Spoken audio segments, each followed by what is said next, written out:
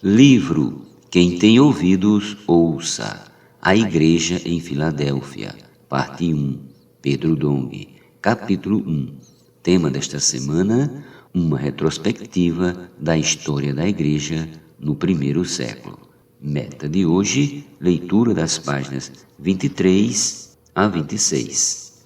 A importância dos profetas. Ainda em 1 Coríntios, Paulo revela outro aspecto a se observar ao profetizar na igreja.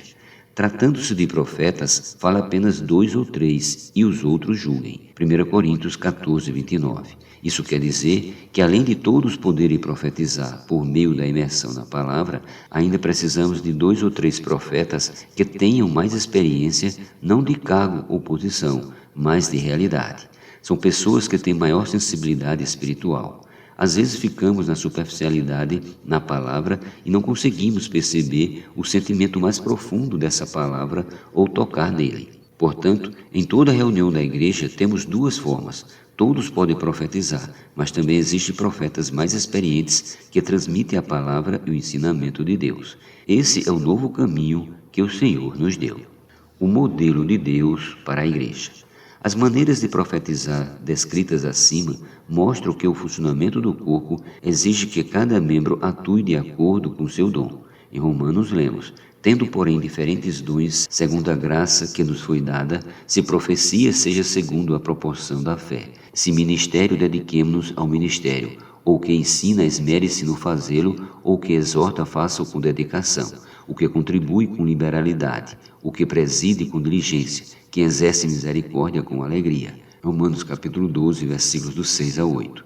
A expressão se profecia refere-se ao profeta que recebe a revelação direta de Deus e a repassa aos demais servos. O apóstolo João foi assim notificado com a revelação vinda da parte de Deus. Não provinha dele, mas foi apenas recebida por ele. Portanto, como profeta, João deveria ser fiel. O capítulo 12 de Romanos aborda ainda 2 tipos de dons. Se ministério, dediquemo-nos ao ministério. Versículo 7. O ministério mencionado aqui é serviço, e há vários serviços na igreja. Devemos dedicar-nos a servir. E ainda, ou que ensina, esmere-se no fazê-lo. Quem ensina, fala, porém não ensina sua própria mensagem. Uma vez que o profeta já tem transmitido a palavra vinda de Deus, o que ensina deve ensinar de acordo com a palavra já revelada. Assim também, aquele que exorta, ou seja, tanto o que ensina como o que exorta, são profetas, mas diferentemente do primeiro tipo de profeta, que foi notificado com a revelação divina, esses ensinam e exortam no âmbito da revelação recebida. Esse é o modelo que Deus deu à igreja e do qual ela, infelizmente, se desviou. É importante termos claro que foi nesse ponto que a igreja se degradou. Precisamos atentar para isso e voltar ao princípio estabelecido.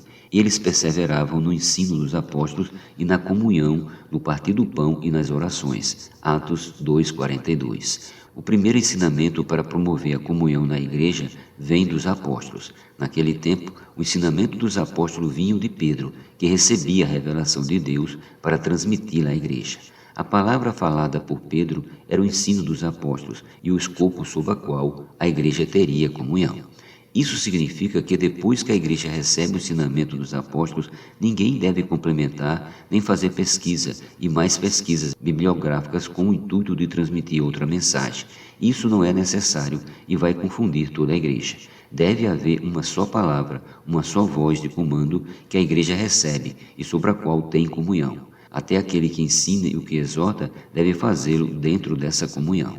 É por isso que hoje voltamos a essa prática em que a palavra é transmitida e todos ouvimos com atenção e diligência, ruminamos, fazemos imersão nela e a inculcamos em nosso coração. Além disso, todos os serviços devem ser pautados na palavra, como a casa de adolescentes, os homens de oração e as mulheres conectadas que surgiram baseados na palavra profética. Deus quer usar a igreja nos tempos finais para andar rapidamente. Vamos recuperar o tempo perdido. São quase 20 séculos de degradação.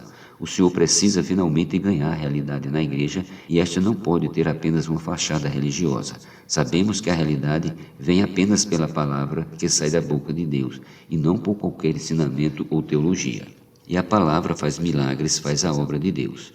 O Senhor tem feito coisas sobrenaturais e sinais e prodígios têm ocorrido entre nós. Vamos seguir de perto a palavra com simplicidade e obediência. Assim nos livraremos da degradação e trazemos o Senhor de volta. Aleluia!